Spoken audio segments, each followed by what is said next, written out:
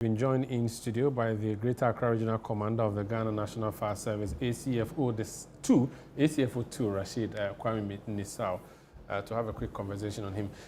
What is the initial or preliminary report that you're receiving about the cause of the fire, the Aayalolo fire? Okay, so this dawn, around 01:17 hours, we received a distress call from the Fire Master Control reporting an outbreak of fire at the timber market. So at 01:18 hours, the first appliance was dispatched. As soon as they got there, they realized that the fire was at a matured state. So quickly, they had to call for reinforcement. We were able to marshal about 8 fire engines. And then with the help of the regional minister, we got about 3 private tankers to assist in augmenting the supply of water for firefighting. Indeed, through the firefighting, what normally we do is that during the firefighting, we also deploy some plainclothes officers to fish out for information. And what we gathered was that there was this gentleman who gathered some rubbish around and set it on fire, went to sleep, and this thing degenerated, and that is the results we are having. But the good news is that this morning, the police commander came to report to the chief fire officer. I was around that they've been able to apprehend the gentleman, and currently, as we speak, the alleged suspect is now in police custody at Jamestown Police Station. Just to be sure of the timelines, you mentioned 01:11. Yes. No, 01:11. 17. 17. That's when you received the report. That's when we received. And you arrived when? We got there. No, we got there at 01:21 hours.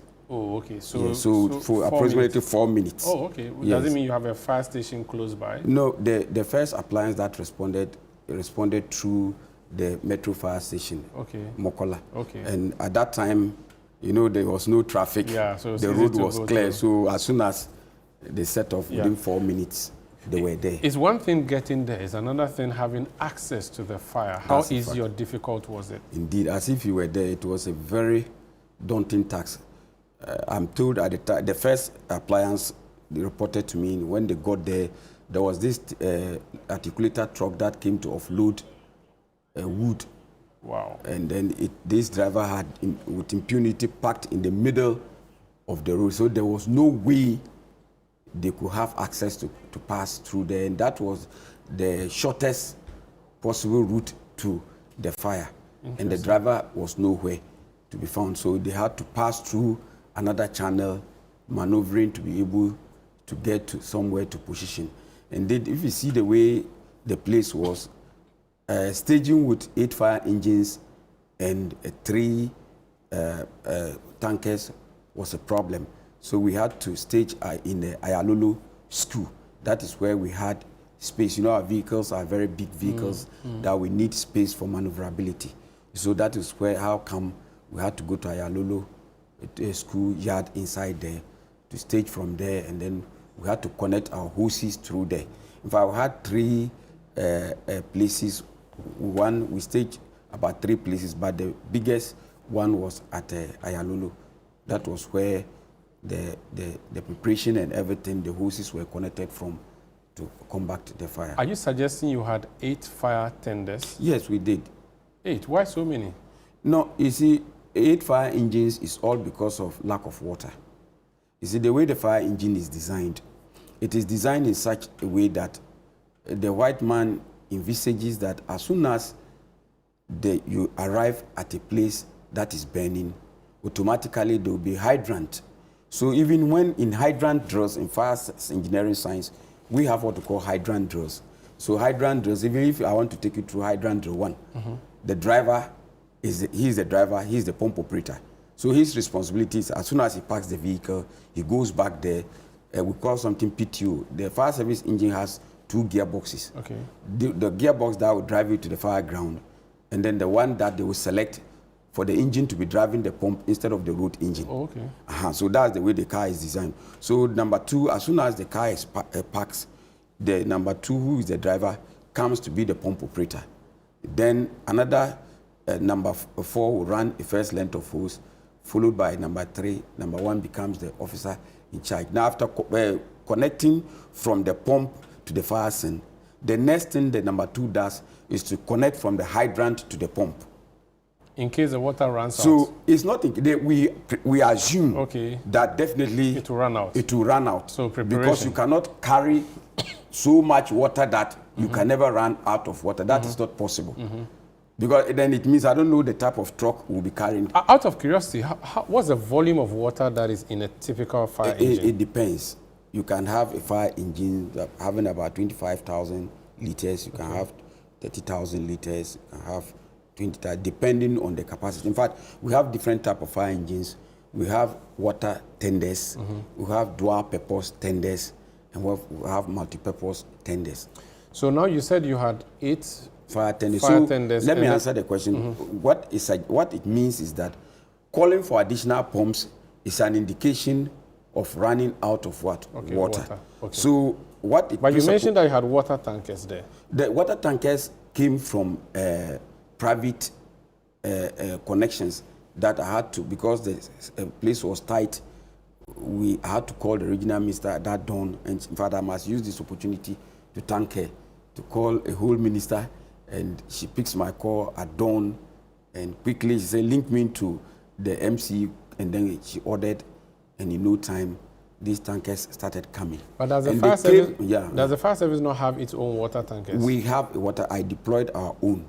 But it wasn't enough? It wasn't enough. How many did you deploy from your side? Deployed, all the fire engines had water. And one water tanker.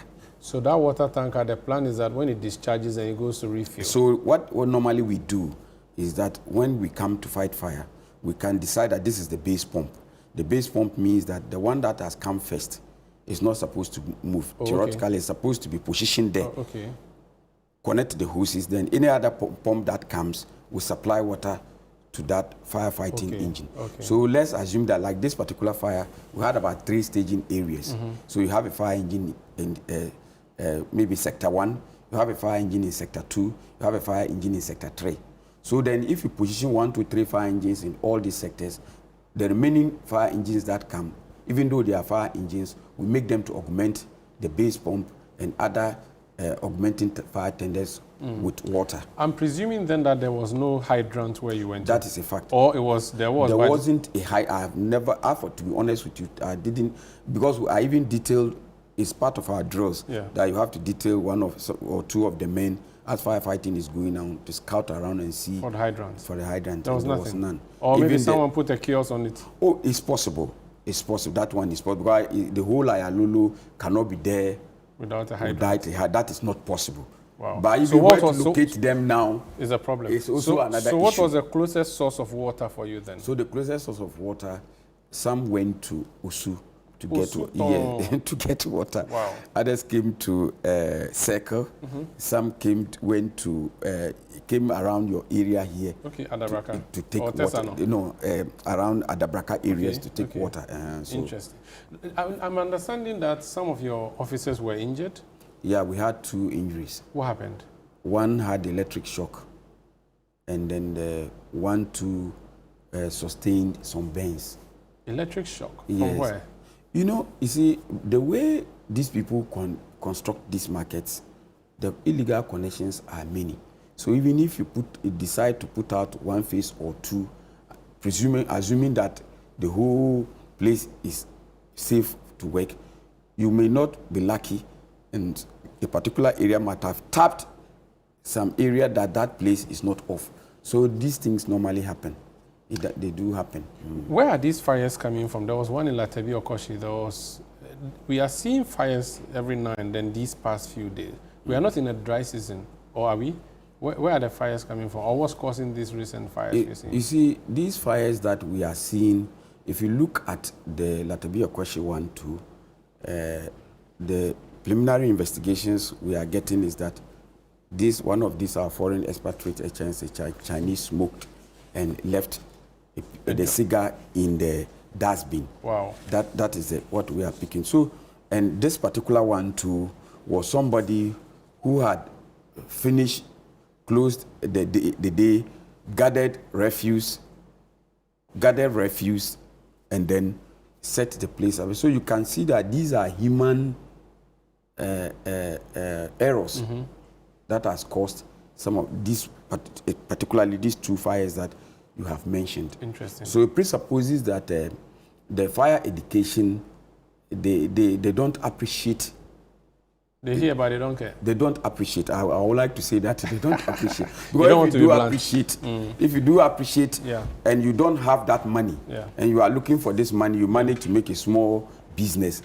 Why should you allow it to go from top to zero before you start again? It means the person lacks appreciation. Because if you are into business, whatever is going to put you down, you should make sure that you guard against those things. They should rather be looking for us, because we are partners in development, because we are safeguarding their investments. Okay, very well. You understand. Thank you so much, and we wish your officers speedy recovery, those who were injured. Thank you so much. I'm so grateful. That's the Greater Accra Regional Commander of the Fire Service. This is ChannelOne.